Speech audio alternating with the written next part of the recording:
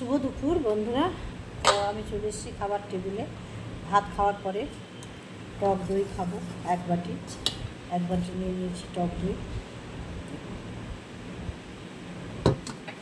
বন্ধুরা, টক দই খেলে খুব উপকার। গরমের সময় গ্যাস হয়েছে, একটু গ্যাস ভাব, তো ওই জন্য আমি টক দই খাচ্ছি। সঙ্গে একটু বিট লবণ নিয়ে নেব।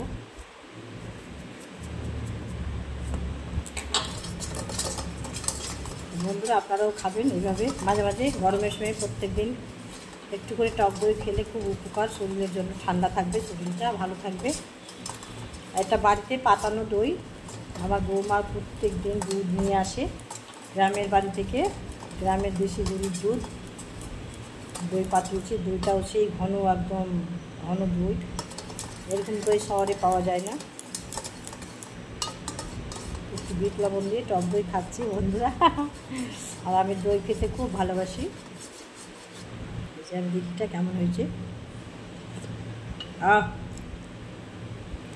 টক দই দারুণ, বিট লবণ দিয়ে।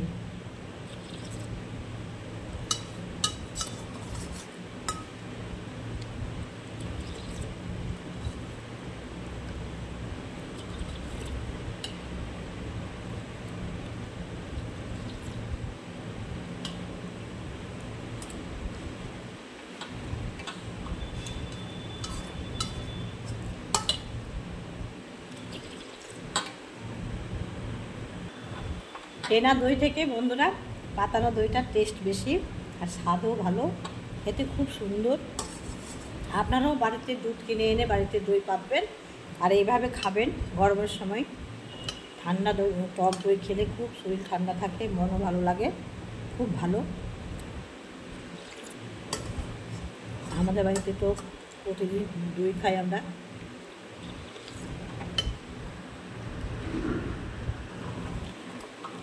বন্ধুরা, এত দই খেতে ভালোবাসি, দেখুন কতগুলো, এক বাটি দই নিয়েছি, এক বাটি। এখনও অনেক রয়েছে, আমি খাবো সম্পূর্ণ, তাহলে আমার মনটা ভরে যাবে।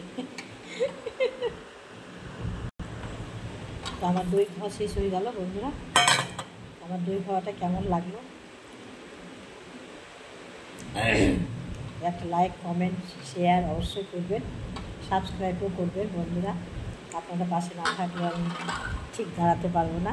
আর আমার একটা উদ্দেশ্য আছে, সেই উদ্দেশ্যটা আমার পূরণ হবে না। তো প্লিজ আমার ভিডিওটা দেখবেন, অবশ্যই দেখবেন। এই বলে আমার ভিডিওটা শেষ করব।